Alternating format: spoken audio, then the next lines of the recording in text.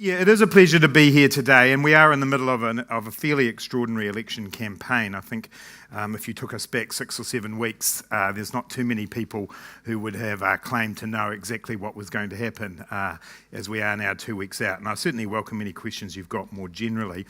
What I propose to do today is talk to you about Labor's overall approach to the economy, how we look to manage things at a high framework level, then down to the now very well-known fiscal plan, talk to you about some of the big issues that I think are going to face the New Zealand economy over the coming years, and then speak a little about specific matters in your sectors and around the issue of savings and superannuation.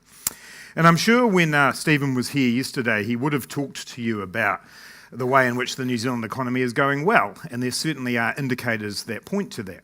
The levels of overall GDP growth are ones that other countries do look at with some sense of envy. And there's absolutely no doubt in my mind that New Zealand is a wealthy country. We're blessed with extraordinary natural resources, wonderfully talented people, and that spirit of entrepreneurship and innovation that Anna mentioned before. So we are well set up as a country. The question I ask, though, when I look at those indicators, well, there's two actually. The first of those is, are we delivering to New Zealanders a genuine share in the prosperity that we have? And is the prosperity that we have sustainable? And I'm going to address those two questions now. And on the second of those, when you take a look at the level below that top line set of indicators, you do see something a little different. So GDP per capita has actually been going backwards in New Zealand for the last 6 months. Our productivity rates, measured in the best way possible via our output per hour, has also been going backwards. And in fact, we've been in a productivity recession for the last 4 years. So essentially what growth we have had in New Zealand has been, for the most part, driven by the fact that there are more people in New Zealand working longer hours. That is actually not a long-term sustainable plan for lifting the value of the economy, for delivering higher wages to New Zealanders and the decent life that New Zealanders look for as a result of their work. So the challenge, I believe, for the New Zealand economy is, how do we lift the value of what we do? How do we face down the productivity challenge that New Zealand has faced for many decades? And I'm certainly not pointing the finger at the current government alone in this. This is a long-term, multi-decade challenge for New Zealand. But the truth is, unless we face up to it, the level of prosperity that we all expect isn't a guarantee for all of us. The second part of the way I look at the New Zealand economy today is around the question of whether or not there is a fair share in prosperity. And I do want to start out with this because it really sums up the way I look at the economy. The economy is not an end in itself. It's a means to the end of providing the decent life that New Zealanders aspire towards. It's important that it's strong, it's important that it's robust and resilient and adaptable and innovative, but in the end it's what we do with it that matters. And when we have a situation where over the last 10 years, the top 10% of income earners' wealth has increased at twice the rate of the bottom 10% of income earners, we have a problem. And that growing level of inequality, I think, challenges both the values that New Zealanders have, but also the sustainability of our economy. And lest you think that this is some grand left-wing conspiracy, the IMF and the OECD have both produced reports in the last couple of years that indicate that inequality is a major drain on the economy. That if people are feeling that they don't have money, that they don't have money to spend, the gap gets bigger, it actually reduces GDP. And that is something that we should all be concerned about. So there's both a moral and a social reason, but also an economic reason to be concerned about the level of inequality in our economy. So those are the framework issues that I look at, the lens, I guess, that I look at the economy through. In my time as the finance spokesperson for the Labour Party, what I've tried to do is set out the way in which we will approach economic management to deliver that sense of shared prosperity for New Zealanders. And the first step for that for us was the release of our budget responsibility rules. We did this in March. We did it jointly with the Green Party because we thought it was important to show New Zealanders the framework that an alternative government would work within. I'll briefly run through the rules. I'm sure you don't want me to spend all of my time doing it, but funnily enough, they're also in the fiscal plan, which I'm sure by now you've all read. But the first of those is that the first of our budget responsibility rules is that we do still intend to run sustainable surpluses out of each budget cycle. Now, two words there that are important. We need a surplus. A surplus is a sign that we're managing the economy well. It means that we have some inbuilt resilience in times of shock, but it does have to be sustainable. It can't be a surplus that's built on shuffling money around and not addressing the core issues and problems that are in our economy. So we are committed to making sure that we have those surpluses and that they grow over time, and we've put that a track for that in our fiscal plan. The second of our budget responsibility rules is around the question of debt. And I think it is very important as someone who worked alongside Michael Cullen and Helen Clark in the last government to be very clear that our ability to withstand the global financial crisis and the shocks of the earthquakes was built in part off the fact that we had lowered debt, almost effectively down to net core crown debt down to zero. We're in a different position today when we look towards the possibility of taking government, but we do still need to continue to manage that debt carefully.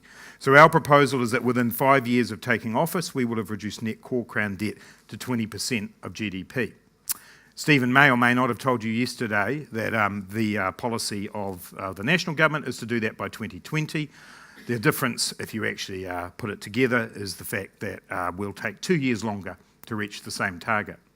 The reason for that is that there are deficits in our economy that need to be addressed and need to be addressed now. And we're not prepared to sit by and not face up to the massive infrastructure deficits that we have in terms of housing, in terms of transport projects, or indeed the social deficits that we have to face also in terms of housing and in the health sector and education. So we will take a little longer to bring net core crown debt down. Only 2 years, 24 months, but that creates some fiscal headroom for us to do big projects. Big projects like the Kiwi Build project, which is to begin the process of building 100,000 affordable homes for first home buyers over the next 10 years. We need to get the capital into doing that.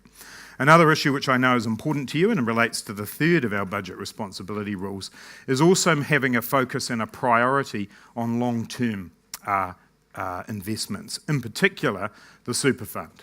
And, I have been strongly critical, in fact I believe it is irresponsible, that the government has not put a single cent into the super fund since July 2009. Initially the logic for that was there. We were in the global financial crisis. There were other priorities that were needed. The original idea that the government had was that they would restart contributions once the books had got into surplus. They then dispensed with that and said that they would wait until they met their debt target. We don't believe that is the appropriate approach.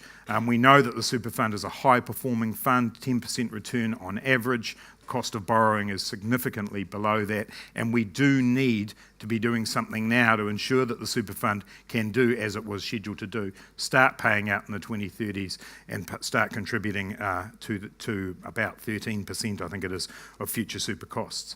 Very well aware that that's not everything when it comes to the future of superannuation, but it is the thing that a government could do right now today if it wanted to do something about the sustainability of superannuation, and that's why we're committed to that. So committed, in fact, that we will make an immediate contribution to the super fund on being elected and then begin the returning to the level of contributions that are required. The fourth of our budget responsibility rules is to look at government expenditure as a percentage of GDP and ensure that we keep that around the long run historical average, which is about 30%. The government's current forecasts see that going down to around 27% over the forecast period. We believe that would require too many cuts in spending, but we can keep it at what we believe is a very sustainable level at around 30%. The other rule is around the establishment of the now famous tax working group. We've been very clear in terms of tax policy at this election that we are not going ahead with National's income tax cuts. We believe now is the time to actually be investing in the public services that have run down over the last 9 years, and that's a much higher priority than those tax cuts. What we have also said is that we don't believe the balance in our tax system at the moment is right. Our policy going into this election is to take the tax on the capital gain from the sale of a property other than your family home, which currently, if you do that within 2 years, you will pay tax, the so-called bright line test, to extend that out to 5 years. 5 years was Treasury's recommendation to government when the policy was being considered, and we believe that's the appropriate step to take. Beyond that, we want to test if that is enough to ensure that we get a better balance in our tax system between the taxation of assets and wealth and income. I know this has been a topic that many have discussed. We do want to hear from the experts on that. We're in the same position that the national government was when they came in 2008. They also had a tax working group.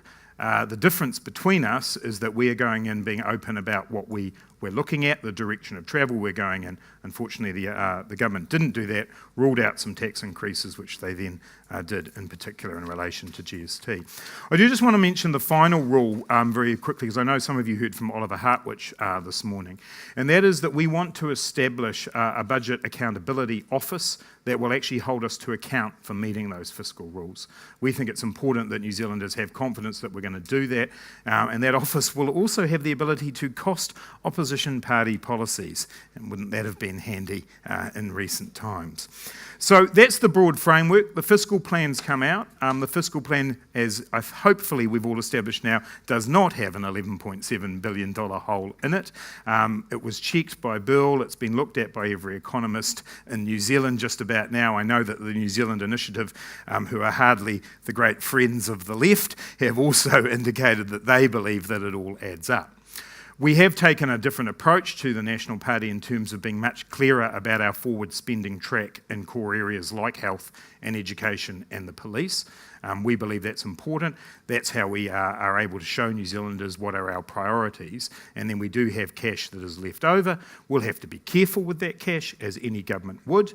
We'll have to look at the areas of government spending that we would reprioritise, but it is a budget that will work for us and indicates our priorities. So that's the broad approach and the framework, the budget responsibility rules and the fiscal plan. I want to mention one other part of our work over the last few years before I move on to a couple of specific comments on the savings issue. And that is that we established something called the Future of Work Commission. And I ran this for the last couple of years. And this was to look at how will New Zealand adapt to the rapidly changing nature of work. Artificial intelligence, automation, robotics, all of the things that I'm sure you're very aware about.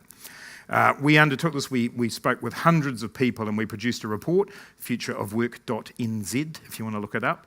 Contains a large number of recommendations, the core of which though, that if we are going to be able to have a future of work that includes all New Zealanders with the opportunity for decent work, has a resilient and adaptable workforce, then actually we do need to be investing in the very things that will help solve that productivity challenge that I mentioned before. In particular, skills.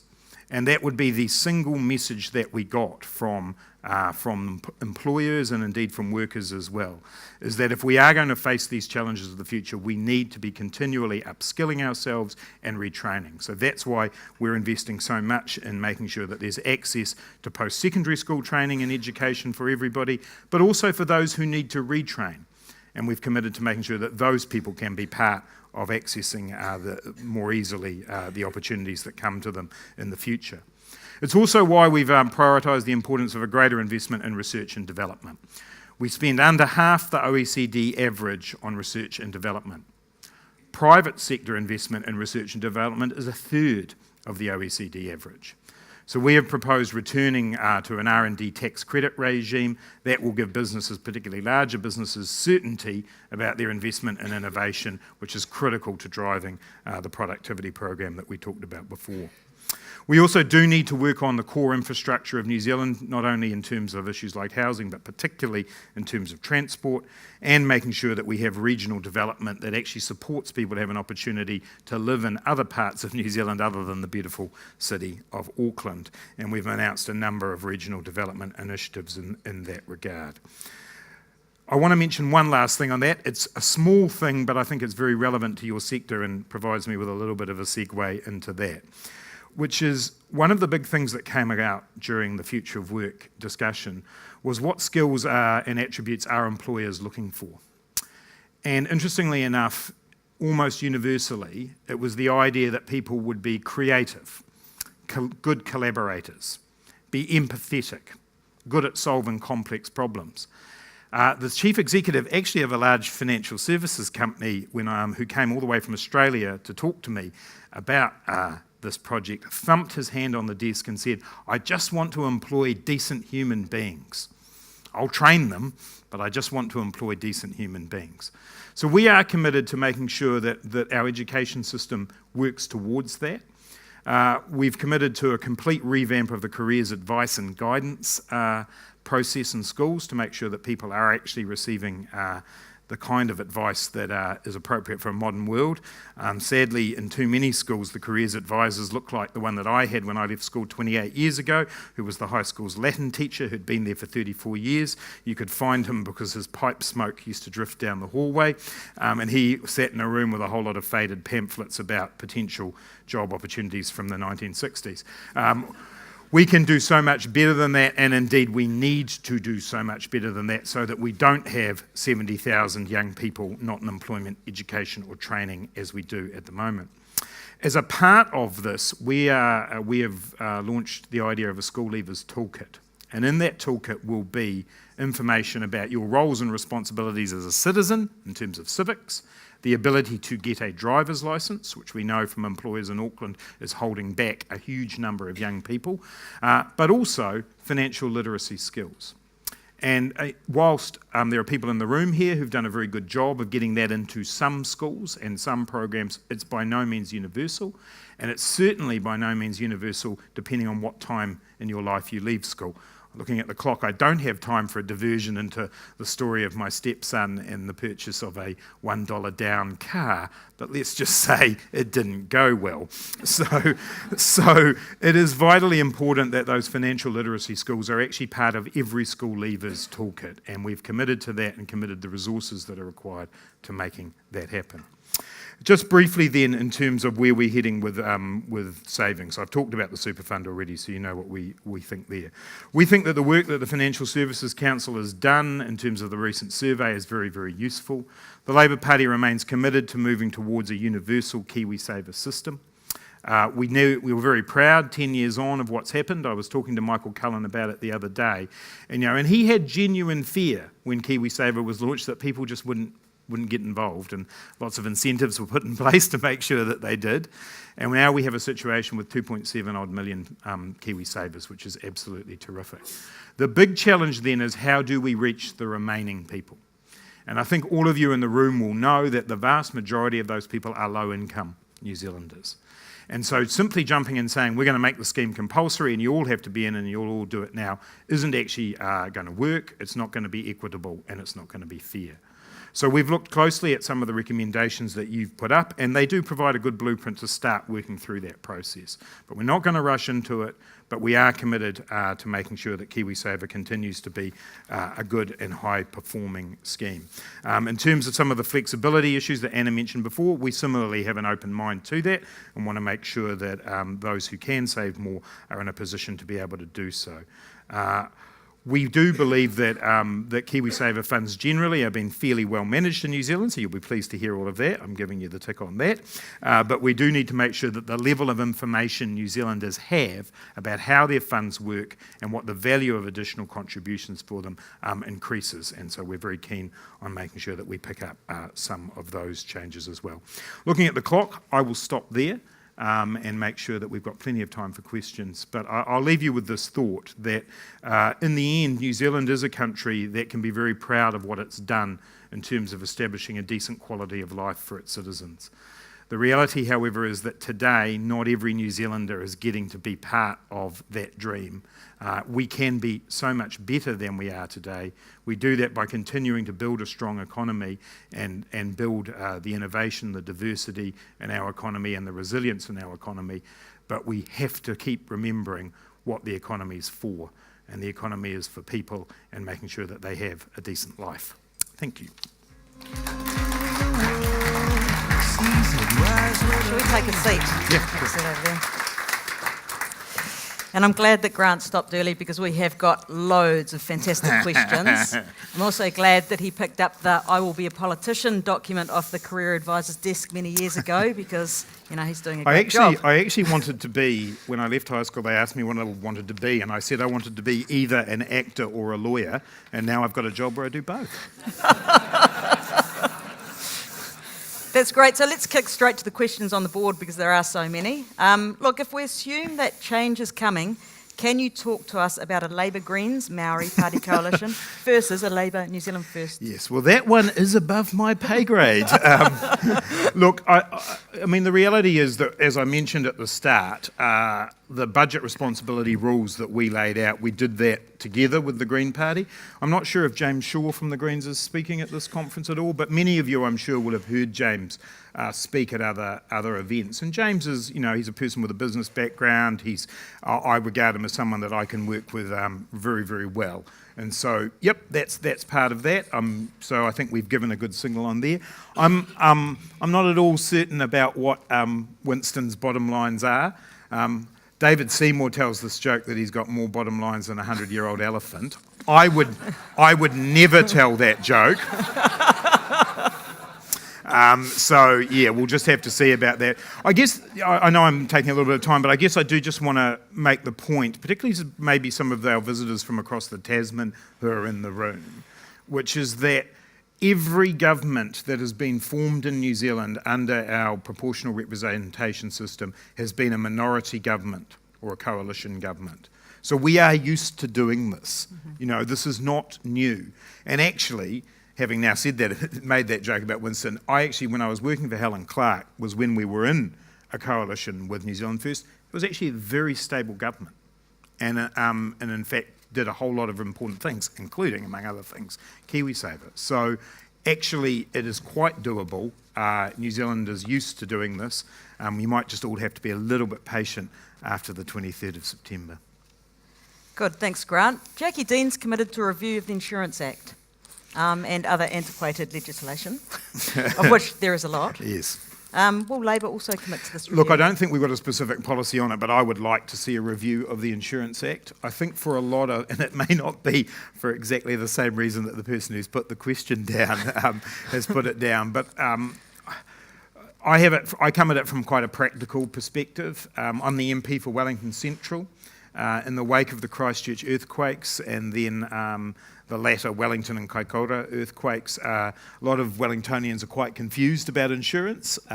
Confused, full stop. Yes, indeed. Cantabrians are particularly confused about the idea that you take insurance out in case the worst possible thing happened. Then the worst possible thing happened and it didn't quite work out the way that they thought it was going to. And I think a lot of New Zealanders still don't fully understand that. So yes, absolutely happy to do that. I'd love to know what the list of, from that person, they can tweet me later about what the list of other antiquated legislation is too. Might be a long list. I think there's only 120 characters on Twitter, so might be a few tweets. 140.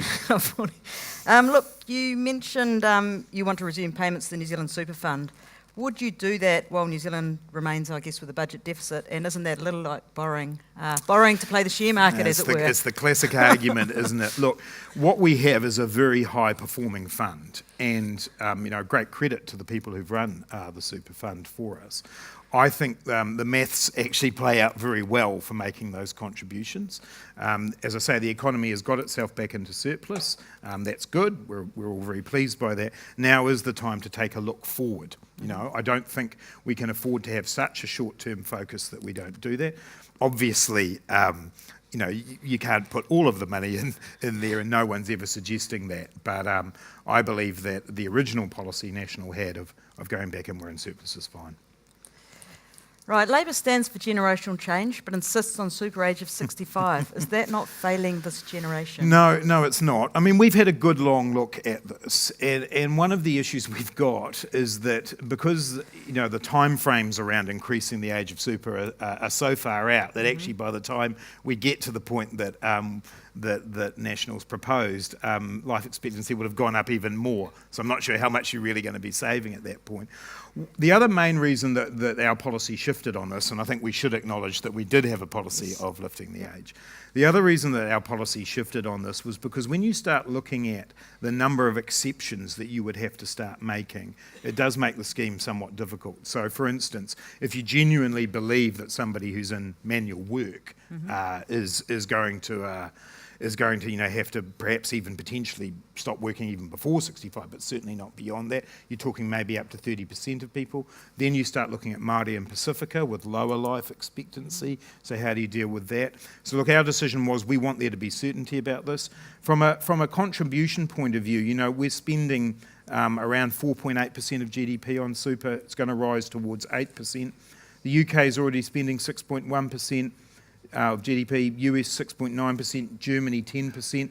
Relatively speaking, I think we can still afford to do this, but it is why we've prioritised the bit that the government does contribute, which is restarting contributions to the super fund. Right, so it sounds like stop for now. Some people might need it earlier than 65, some later than 65. And I think the biggest thing here is to make sure that there is certainty about this. And, I'm old enough to remember the superannuation accord and the fact that New Zealanders do want some certainty about this. So I'm a bit uncomfortable with the ping-ponging nature of it. And I would like to think that when we get into government, we can sit down and try and get a bit more across-the-board agreement on this. But that is our policy. We want future generations to have access to super, and we are going to make sure that, that's there. Okay, thanks, Grant. We're going to move to, what I think was called last night the F-slab. What is Labour's view on F-slab or the FAA review? Oh, look, at the moment we just want the review to take place. I'm not, it's not my specific area of expertise. Our commerce spokesperson, Clayton Cosgrove, has been looking closely at that, and he'll be passing that on to the next person, so yep. Questions are coming in thick and fast. Yeah. In fact, they keep turning over. There was a couple earlier I liked.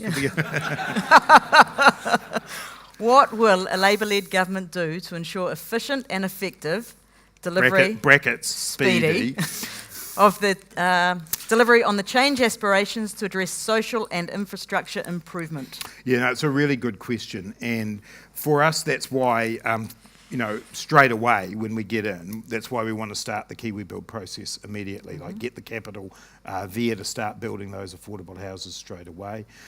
It's why we are beginning in our first budget to say we're going to restore in the health sector the money that's been taken away.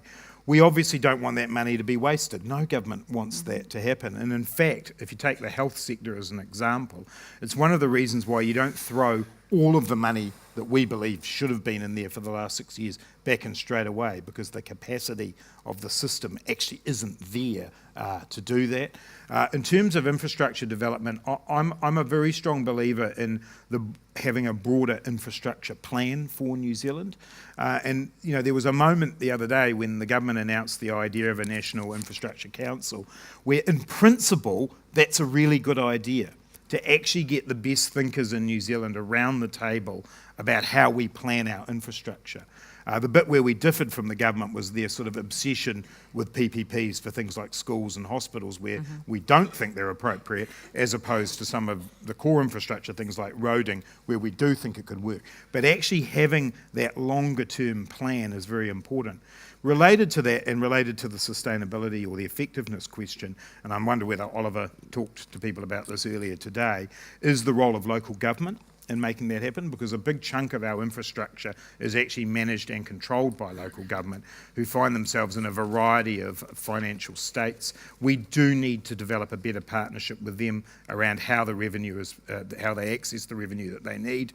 We're doing that a bit already in Auckland, so we're already talking about a regional fuel tax being charged in Auckland, but also around different kind of financing mechanisms like infrastructure bonds, like targeted rates, so that actually we can see that value uplift. I do know in Wellington, where I'm from, one of the big barriers to actually getting some reorganisation of local government down there is actually the fact that no one wants to pay for the horizontal infrastructure costs that they know that are coming in different places. And you talk to Christchurch City, they literally only found out about the state of their horizontal infrastructure when it came through the ground, and that's when they realised how bad it was and how much work needed to be done.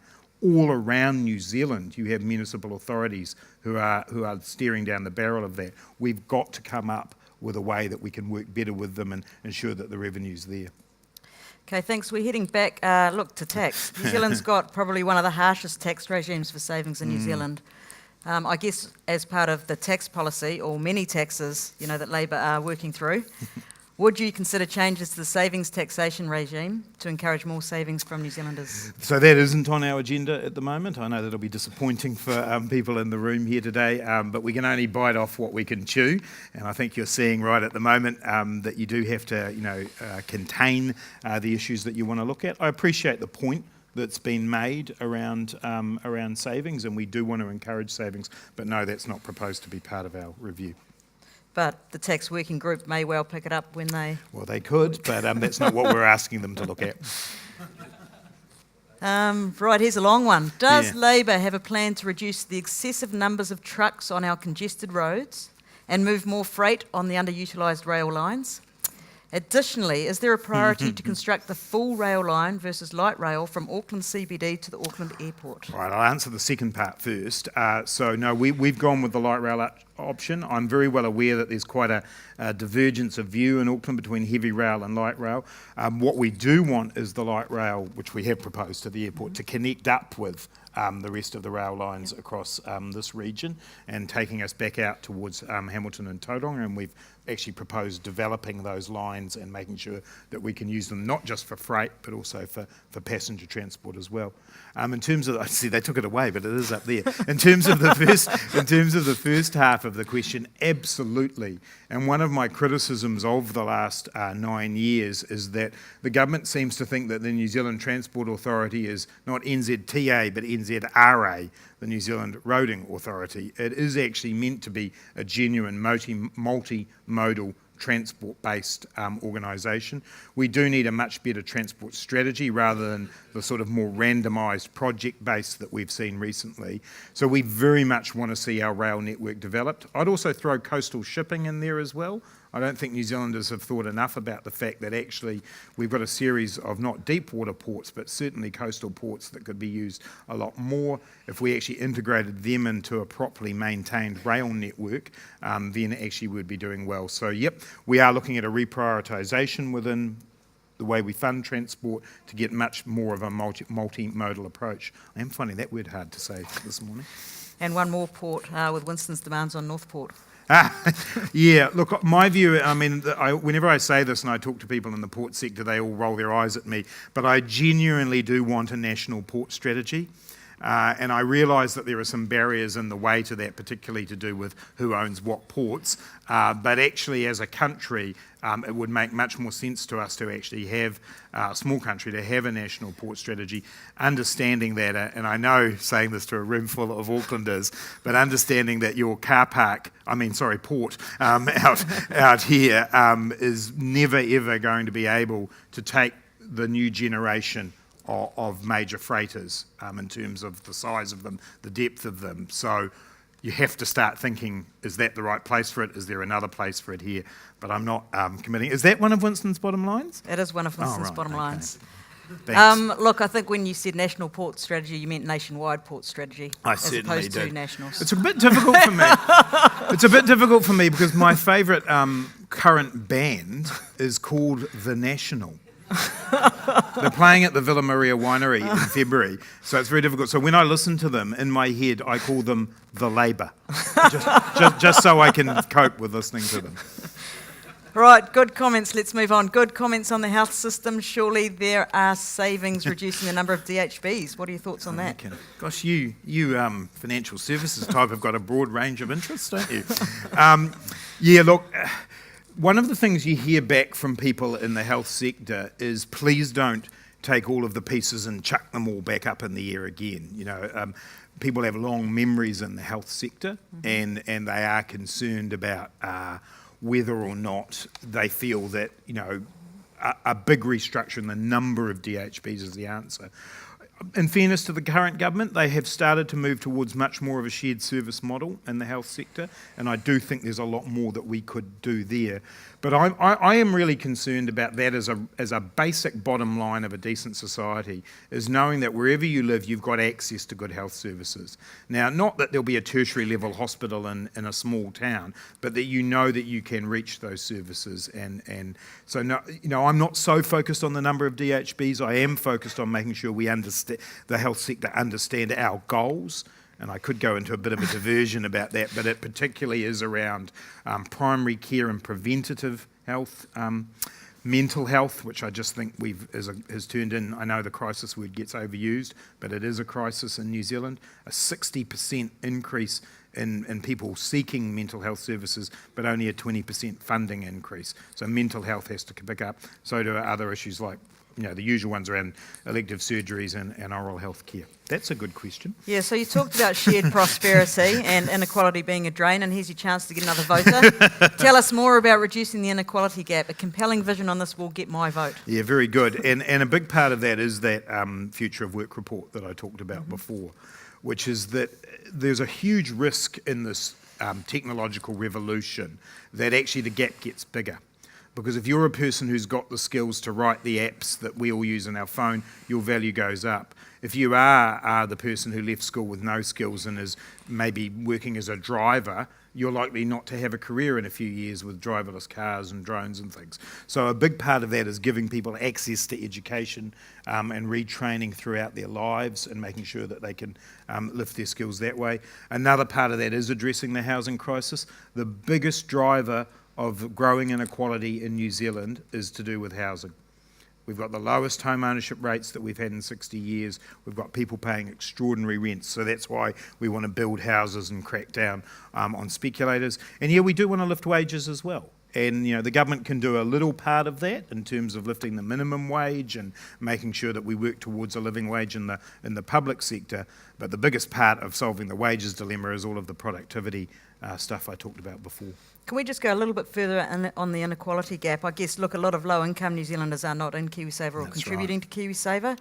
And you do, you want a universal KiwiSaver scheme, you want to see every New Zealander in it. So how are you going to address, I guess, those low-income earners? Look, and as I said before, that's what we want to sit down with exactly the people in this room and talk through. Now's your chance. But the idea is that I want to hear from the people who are in this sector about the best way to do that. We've had all of the incentives that have been there with the Kickstart, the member tax credit, all of that. But ultimately, we have to, if we're going to get people who are on low incomes to enter, it has to be linked towards their wages rising and making sure that they can see a pathway through to that. So we want to do that, but I think the lesson of the last 10 years is that there is still, those barriers are still there, and ultimately it will be working with you, making sure all the information is available and having that lift in wages that people can then see a pathway to doing that saving. Right, I think we've got time for a few more. There was one, do you just want to flick back? There was one software company one. I missed that. That flicked through. Look, I run a fast-growing global software company from Christchurch, and the software market is at full employment, and certain skills are not available at all. I'm an immigrant, and so are half of my team. What are your plans with immigration in the software sector, and how will you ensure it makes sense to keep development in the country instead of Shanghai, which is where we have our other development centre? Yeah, it's a very good point. I mean, and the whole thing with immigration is making sure that we get the right skills into New Zealand. And in fact, part of our immigration policy is to create a new class of visa around essential skills. And I want to assure people in a sector like the software market that if you genuinely have a skill gap, there is nobody in New Zealand to fill it, then immigration will be the place it will go. Immigration's good for New Zealand. It adds to our skill base, but we have to make sure that we're managing that, the policy around immigration and the settings, that those are the people that we are having come in to New Zealand. And so in that sector, I can certainly see that they would be potentially a beneficiary of that new visa class we're talking about. There's a related point to this, though, which is the way in which we do, as a government, procurement. So the way that we procure service, $43 billion worth of services procured by the government, particularly in the IT area, I've got a concern that we aren't making the best use of New Zealand firms in that. Now, we've got obligations under our trade agreements, which mean that we have to make sure that we're fair in the way that contracts are awarded.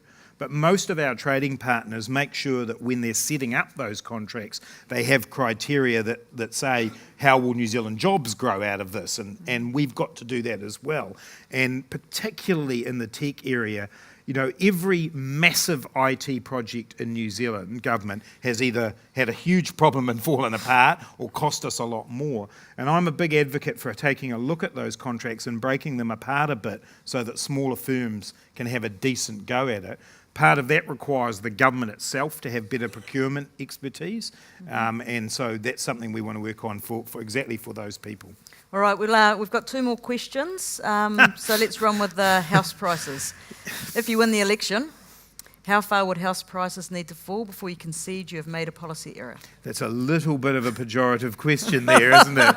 Don't think that person likes our policy. Look, what we want to see is a stabilisation in terms of house prices. I don't think anyone who's lived in Auckland would disagree with the fact that the prices that you've seen and the increasing prices you've seen are sustainable. We're now experiencing that in other parts of the country, 20-odd% increase in house prices in Wellington in the last couple of years. So no, it's not about that. Second one.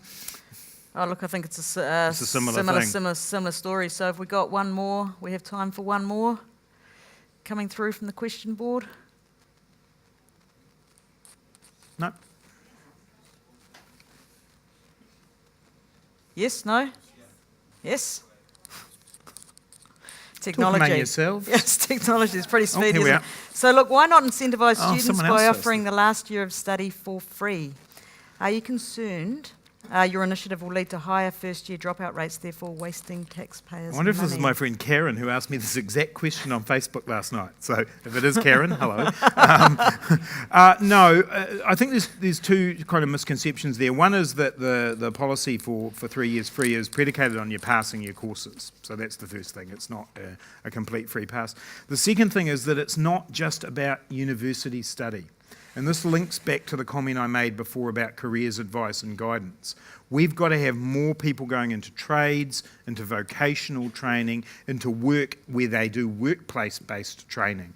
Only about 1/3 of our school leavers go on to university, and you could argue whether there should be, more or less there. But that means 2/3 don't. And what we're trying to do here is incentivise people into making sure that they can see a good career for themselves there. A related policy is that we will subsidise the first year of an apprenticeship for an 18 or a 19-year-old. Talking to employers, it's that first year where the apprentice is a bit of a drain. We want to make sure that they get their foot in the door and then they get that career. So, no, we don't believe that's likely to be a problem. And in fact, we think the policy has a great prospect of offering a whole range of alternative careers.